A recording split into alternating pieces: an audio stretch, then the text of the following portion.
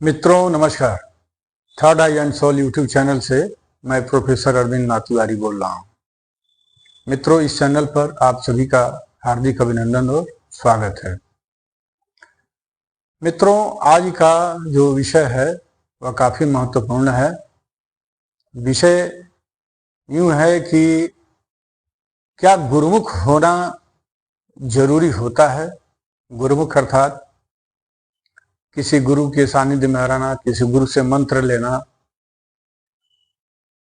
गुरु के समक्ष उपस्थित होना आदि गुरुमुख शब्द से ही उसे अलंकृत किया जाता है। तो साधक के लिए क्या ये गुरुमुख होना जरूरी है कि नहीं है।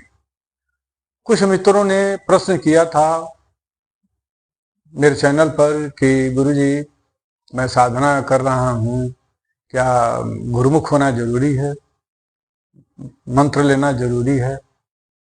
व्हाट्सएप पर भी मैसेज आए हैं कि कृपया मार्गदर्शन किया जाए। कई लोगों का आया है कि गुरुमुख होना जरूरी है कि नहीं जरूरी है। इसलिए मैंने सोचा कि सबके लिए मैं यह वीडियो बना दूं कि गुरुमुख होना जरूरी है कि नहीं जरूरी है। मित्रों, अगर मेरे द्वारा बताए हुए तथ्य आपको अच्छा लगे, पसंद लगे, तो मैं निवेदन करूंगा कि चैनल को सब्सक्राइब, लाइक, कमेंट करना और हो सके तो शेयर भी जरूर करें कि अन्य मित्रों को भी इस लिंक से फायदा मिले, वीडियो का लाभ मिले।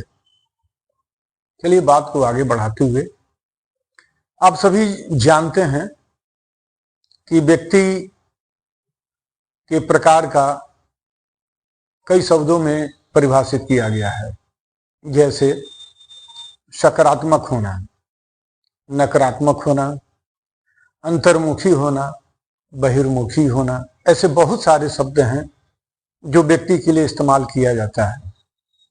जो अंतर्मुखी स्वभाव के होते हैं उन्हें कहा जाता है कि वो अंतर्मुखी हैं, भीतर की बात सुनते हैं। जो केवल बाह्य दुनिया में ही विचरण करते हैं उन्हें कहा जाता है बहिर्मुखी हैं, केवल बाहरी दुनिया में ही विचरण करते हैं। और नकारात्मक उन्हें कहा जाता है कि हर चीजों पर जिनका नकारात्मक व्यू ज्यादा रहता हो, सकारात्मक पक्ष कम रहता हो, उन्हें कहा जाता है कि नकारात्मक प्रवृत्ति के व्यक्ति हैं। और जो धर्म और सत्संग, अध्यात्म से जिनका लगाव ज्यादा होता है, प्रकृतिमय होते हैं, उन्हें सकारात्मक माना जाता है। ऐसा वेदों के द्वारा, ऐसे धर्मों के द्वारा जो व्याख्या की गई है, मैं उसी की बात बतिया रहा हूं और मेरी अपनी भी कुछ इसी तरह की फीलिंग है। तो मित्रों, अगर मान लीजिए कोई अंतर्मुखी व्यक्ति है तो वह ईश्वर के निकट बैठना पसंद करेगा, धर्मानुरागी प्रेमियों के साथ बैठना चाहेगा, सत्संग करना चाहेगा, अच्छी किताबें पढ़ेगा, अच्छा चैनल देखेगा, अच्छा वीडियो देखेगा और उसकी धारणा रहेगी कि सृजनात्मक हम सोच रखें।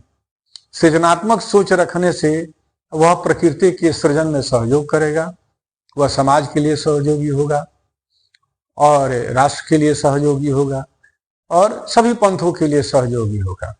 जो बहिर्मुखी स्वभाव के व्यक्ति होंगे वह व्यक्ति शायद ही सहयोगी हो, वह सबका सहयोगी नहीं होता है। जहां मन पटेगा वही उसका सहयोग करेगा, जहां नहीं मन पटेगा वह सहयोग नहीं करेगा। लेकिन अंतर्मुखी स्वभाव का जो व्यक्ति होता है वह सभी पंथों का आदर करेगा, सभी लोगों का सहयोग करेगा।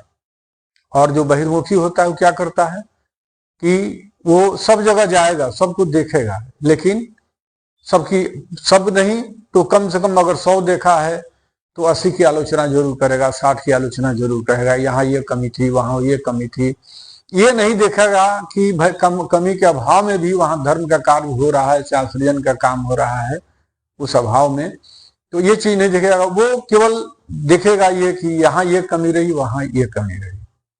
वह व्यक्ति से भी मिलेगा, समाज से भी मिलेगा, कहीं भी रहेगा तो वो आलोचनात्मक, नकारात्मक दृष्टिकोण उसका रहेगा। वही जो अंतर्मुखी स्वभाव के व्यक्ति होता है वह कमियों का नजरअंदाज करके और सृजन के कार्यों में सहयोग करेगा, चाहे राष्ट्र के लिए हो, चाहे देश के लिए हो, चाहे समाज के लिए हो, चाहे परिवार के लिए हो। ऐसे लोग धर्म में ज्यादा भी आस्थावादी होते हैं और जो आपको जो बहिर्मुखी होते हैं वो कम विश्वास करते हैं। इसी के हिसाब से व्यक्ति का निर्माण भी होता है।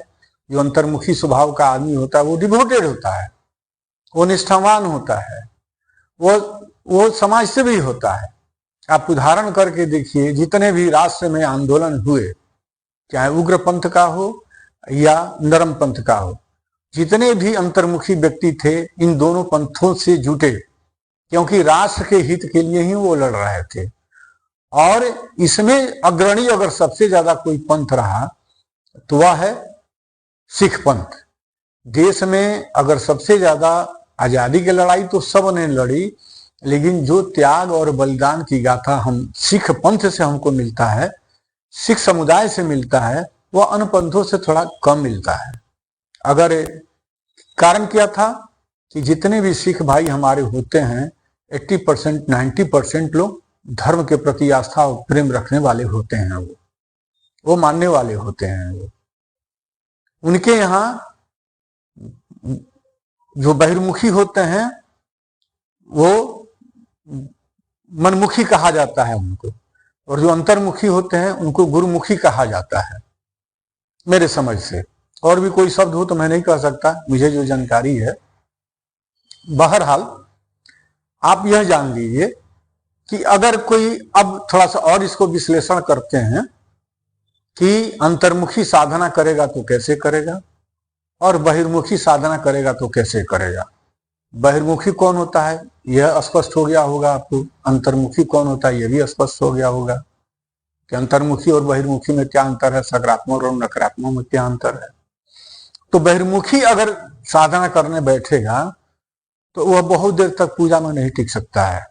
वह कम समय ही बैठेगा, कम ही ध्यान लगाएगा, 10 मिनट 12 मिनट 20 मिनट आधा घंटा उसका पूजा हो गया, वो बहुत देर उसकी आस्था नहीं लगेगी। हाँ, ईश्वर मानेगा, ईश्वर है, लेकिन ईश्वर में डूबने के लिए वो समय नहीं दे सकता है। समाज में डूबने के लिए समय दे सकता है, फिल्म में, आपके हॉल, सिनेमा हॉल में, थिएटर में, अन्य जगहों पर वो समय दे सकता है, लेकिन इसमें समय नहीं देगा। जो अंतर्मुखी स्वभाव का आदमी है वो साधना करना चाहेगा, ज्यों ज्यों उसकी उम्र बढ़ती जाएगी साधना उसकी बढ़ती जाएगी। तो जो अंतर्मुखी स्वभाव का व्यक्ति है, जिन्हें सिख पंथ ने गुरुमुखी कहा, जो साधना में लीन होना शुरू हुआ, साधक जो बनना चाह रहा है, जो साधना के क्षेत्र में डुबकी लगाना चाह रहा है, गोता लगाना चाह रहा है, वो चाह रहा है कि परम तत्व से हम कनेक्ट हो जाएं, परम सत्ता से, ब्रह्मानंद से हमारी भेंट हो, उस सत्ता का दर्शन हो, तो वैसे लोग साधक बनते हैं और साधना करते हैं। कौन? जो अंतर्मुखी होते हैं, बहिर्मुखी नहीं होंगे। बहिर्मुखी, जैसे मैंने कहा ना कि बहिर्मुखी मात्र आधा घंटा से ज्यादा से ज्यादा 10 मिनट 20 मिनट आधा घंटा बैठेंगे, हो जाएंगे, पूजा से छोड़ के चल देंगे। वो बहुत देर घंटा में वो करेंगे क्या कि कोई साधु सन्यासी के पास जाएंगे, उससे लाभ लेना चाहेंगे, लाभ देना नहीं चाहेंगे।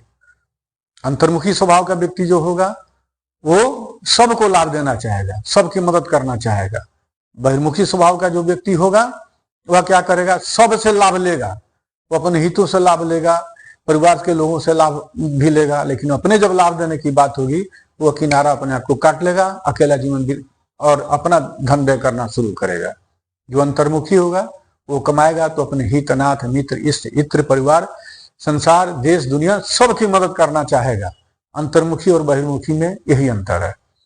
तो जैसा मैंने कह रहा था कि अंतर्मुखी स्वभाव का जो व्यक्ति होगा, जब वो साधना करना शुरू करेगा और साधना के क्षेत्र में वैसा व्यक्ति जब आगे बढ़ता है, तो साधना में जब वो प्रोग्रेस करना शुरू करता है तब उसे मार्गदर्शन की जरूरत होती है। तो तब जब मार्गदर्शन की जरूरत होती है तो उस परिस्थिति में किसी न किसी शिक्षक की जरूरत होती है, एक शिष्य के लिए भी और एक शिक्षक के लिए भी। तो शिष्य चाहता है कि मुझे अच्छा शिक्षक मिले, उसी तरह से साधक चाहता है कि मुझे अच्छा गुरु मिले। तो अच्छे गुरु की तलाश में पड़ता है कि कौन मुझे साधना में आगे बढ़ाएगा, और वैसे लोगों के लिए गुरु की जरूरत पड़ती है। कौन? जो ईश्वर सत्ता और ब्रह्म आनंद से जो सारोकार रखना चाहते हैं, परमात्मा से कनेक्ट होना चाहते हैं, अपने जीवात्मा को कनेक्ट करना चाहते हैं, तो वैसे लोगों को गुरुमुख होना जरूरी है। क्योंकि जब तक आप गुरुमुख होइएगा नहीं, गुरु के समक्ष जब आप बैठिएगा नहीं, गुरु के सामने कुछ अपनी बात जब रखिएगा नहीं, साधना में तकलीफ और कठिनाइयों का, तो फिर आपका समाधान कौन करेगा।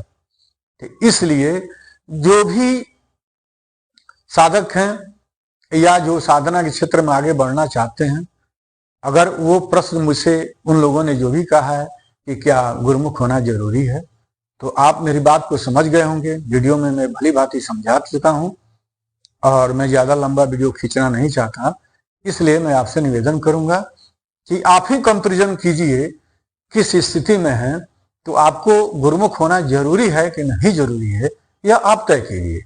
एक साधारण अगर केवल पूजा पाठ तक आप पूजा पाठ तक करते हैं, हनुमान जी का पाठ कर लिए, जाप कर लिए, एक माला जाप कर लिए, 2 कर लिए, तो मेरा मानना है कि आपको गुरुमुख होने की जरूरत नहीं। जैसा आप कर रहे हैं कर लीजिए, जीवन पार लग जाएगा। लेकिन अगर साधना के क्षेत्र में अगर जा रहे हैं तो वहां तो आपको गुरुमुख होना पड़ेगा। किसी जीवंत गुरु के शरण में जाना पड़ेगा। जब तक जीवंत गुरु के शरण में जाइएगा नहीं, फिर मार्गदर्शन कैसे मिलेगा आपको।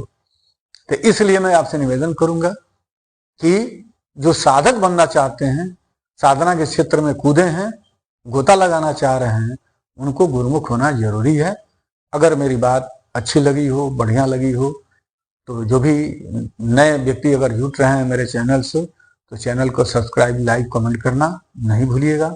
आप सबको ढेर सारा स्नेह और प्यार, आशीर्वाद, आप सबसे आशीर्वाद प्राप्त करते हुए विदा लेना चाहूंगा। जय मां गायत्री, हर हर महादेव, जय हिंद, जय भारत।